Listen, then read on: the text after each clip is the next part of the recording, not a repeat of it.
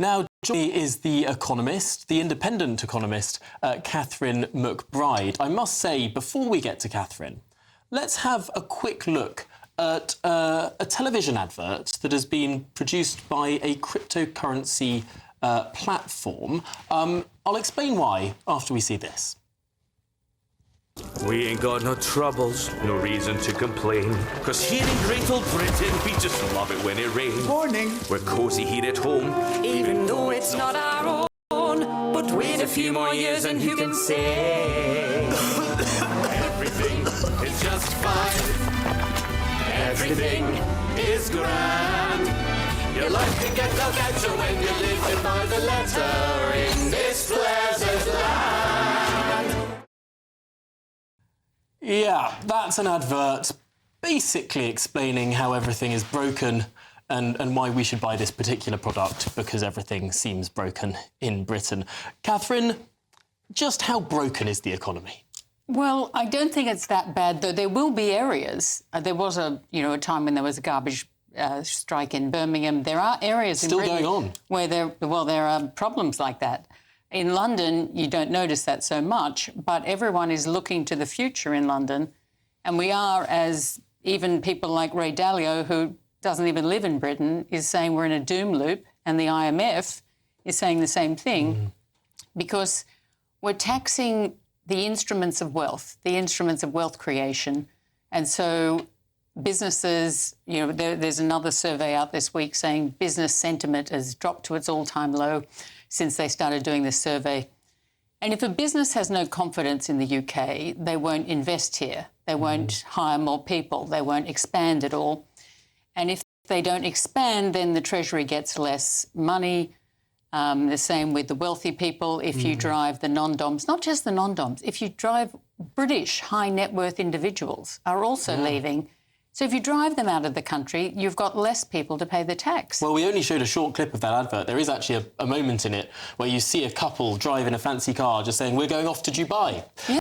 Using the internet without a VPN, a virtual private network, is a bit like taking to the road without car insurance. All it takes is one unlucky moment to cost you a lot of cash. This video's sponsor is Private Internet Access. They are the VPN to help keep you safe.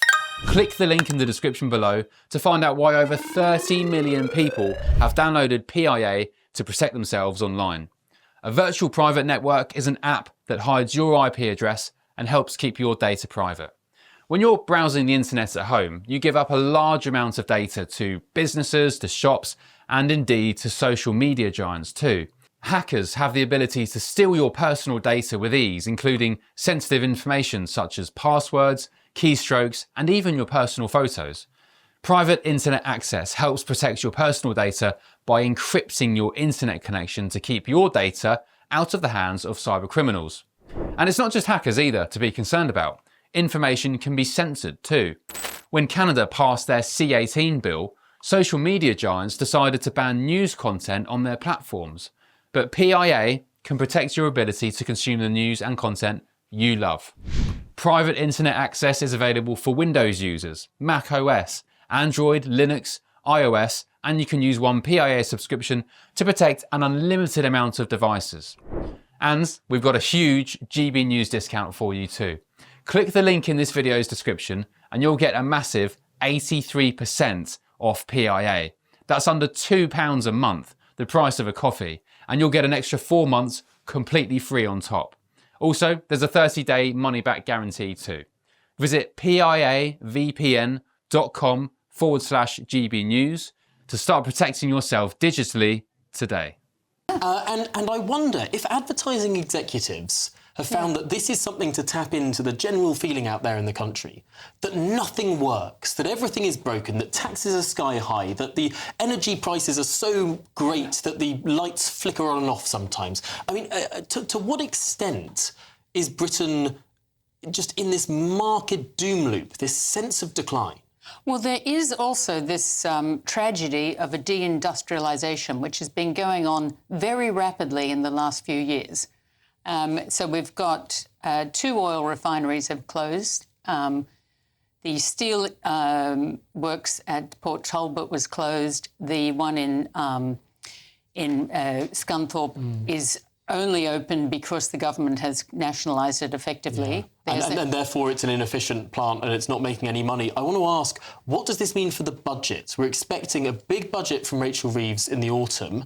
I mean, it's going to have to raise taxes. Well, Rachel Reeves should be as sensible as every other person in the country. Everyone knows that when you have a debt problem, the first thing you do is cut spending because that's the easiest, quickest thing to do.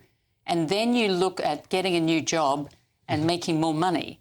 So she's got to look at how she's going to make more money. But she tried to cut spending, and the Labour backbenchers basically cut her route off for that. Well, then you don't have to cut welfare spending, though you should look at it because there's all of these stories in the press about how people with ADHD or something have got themselves a car out of the government. And it's like, well, ADHD is not a mobility issue. No. Amazingly, some alcoholics have been given free cars, which seems just extraordinary. The worst one I heard is someone with tennis elbow.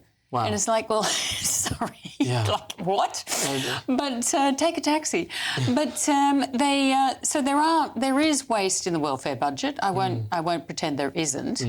But there are other areas we should be cutting. Yeah. I mean, if the NHS needs more money, let's start getting rid of some of the administrators. Let's start looking at the DEI people employed by the sadly, NHS. Catherine, you are not in number 11 Downing Street. Perhaps the country would be much better off if you were. What do we expect the Chancellor will tax?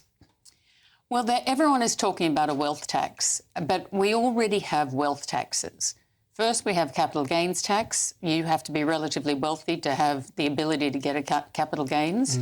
We also have a tax on when you buy houses. Almost everyone I know, especially your age, if they're looking to buy their first house or looking to go to a family house, they want to get married and have children, they're all discovering they've got this massive stamp duty to pay.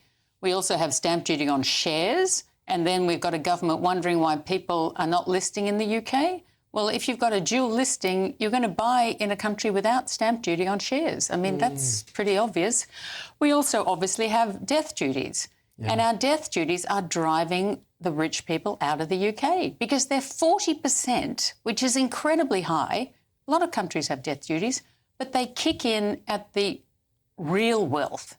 You know, ours start at £325,000, which is nothing. You know, in the US, they start at about $16 million. So you're catching a whole... The US wants people to be rich. They want people to start businesses, make money, and they know that helps the whole economy. Absolutely. We've got a government that wants everyone to be poor, and they haven't thought that through yet. Well, what a cheery conversation for a Sunday morning. Catherine McBride, thank you so much.